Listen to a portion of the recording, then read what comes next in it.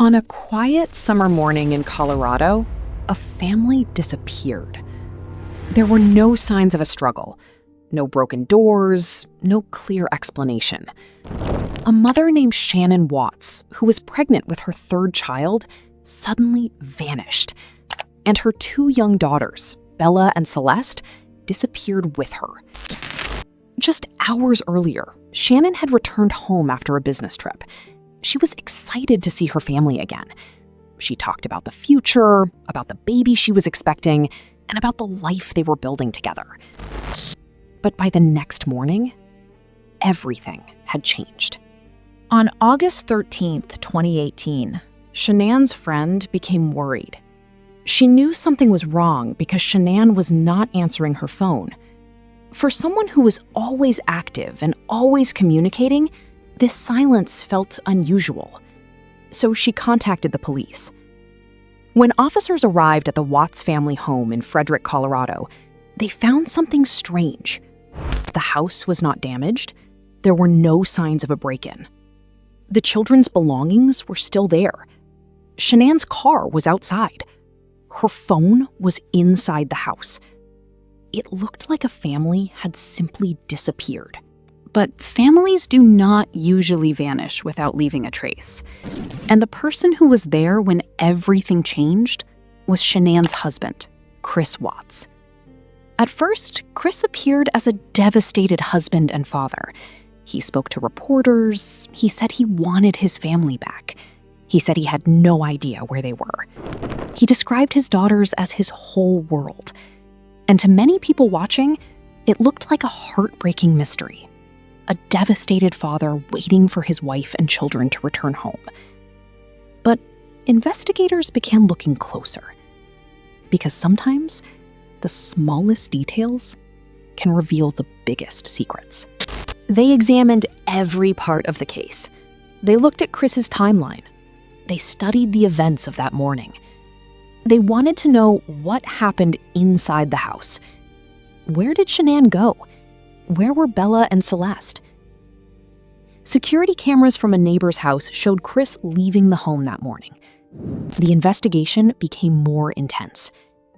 Chris agreed to take a polygraph test. During the interview, investigators told him they believed he was not telling the complete story. The pressure increased. And slowly, the truth began to come out. Chris eventually admitted that something terrible had happened. But at first, he gave a story that was not the full truth.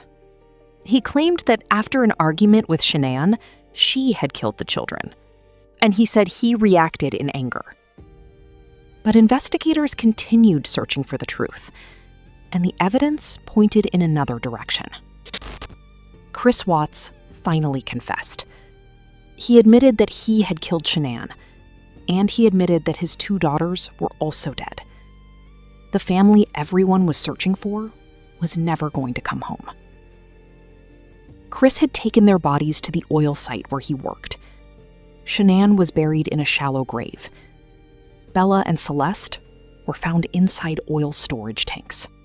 The discovery shocked the entire country because only days earlier, Chris Watts looked like an ordinary father, a man with a wife, two daughters, and another baby on the way. People who knew the family struggled to understand how such a tragedy could happen. Friends remembered Shannon as someone who loved her children deeply. Bella and Celeste were remembered as happy little girls who loved playing and spending time with their family. As investigators continued examining the case, they discovered that Chris had been hiding problems in his personal life. His marriage was struggling, and he had started a relationship with another woman. Prosecutors said that Chris wanted a new life and saw his family as an obstacle.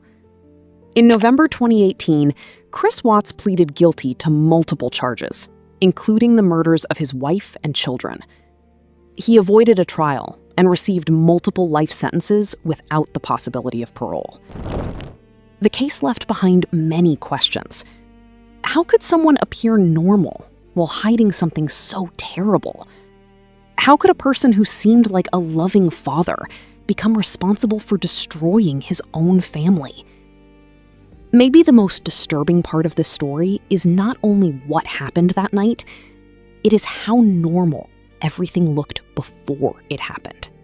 A normal house, a normal family, a normal life. Until one morning, when everything disappeared. And now I want to ask you something. After hearing the full story of the Watts family, what do you think was the biggest warning sign that people missed? Was it Chris's behavior after the disappearance? The details that did not make sense? Or something else? Tell us your thoughts in the comments.